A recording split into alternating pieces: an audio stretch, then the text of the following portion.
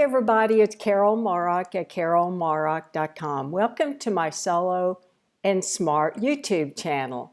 And today I have or want to discuss the AARP study on solo agers versus duo agers, the things that we have in common with and the things that we don't.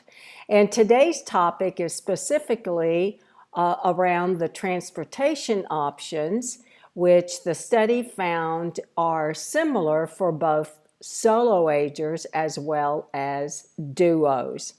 And the most common transportation option available is driving your own car.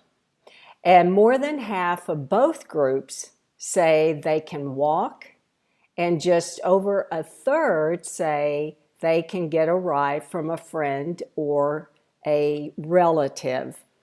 Now, depending on where you live, for me, I can easily walk to shopping, the library, the bank, groceries, what have you. It's all very, very convenient, and that's why I chose to live in an urban area. But for those of you who are solo as well as duo, must drive your car potentially, especially if you live in the suburbs. But I think it's interesting that 53% in this study, and the number of individuals that AARP interviewed was close to 1,200, I believe. So out of that, 53% can walk, and then 35% can get a ride from a friend or a relative.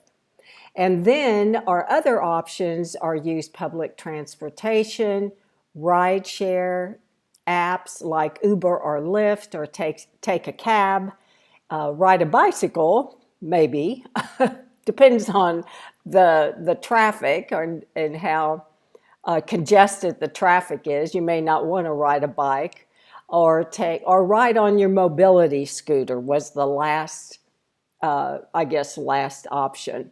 However, just so you know, the other places, if you're needing a ride and you don't have a friend that's available, or you can't walk and you need a ride to a doctor's appointment, for example, or even to go pick up groceries, I would suggest calling your senior center, the local senior center in your area, because many times they have volunteers who will give us a ride.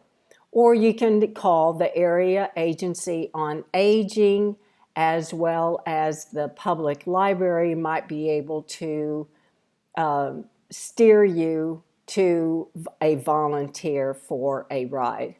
And always remember that your public transportation, your local area transit does make available many times buses and vans to pick up those who might be physically disabled, or even if you can't drive and you need a ride to, say, a medical center.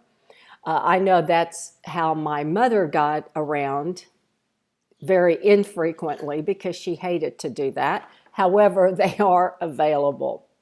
So those are a couple of options for public transportation, but I highly recommend contacting your local area agency on aging, because they have access and they know of all volunteers, or many of them, who can give you a ride.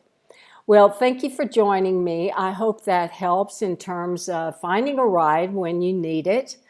And please circle back in the next day or so, where I will have more achievable tips when growing older, either alone or with another person.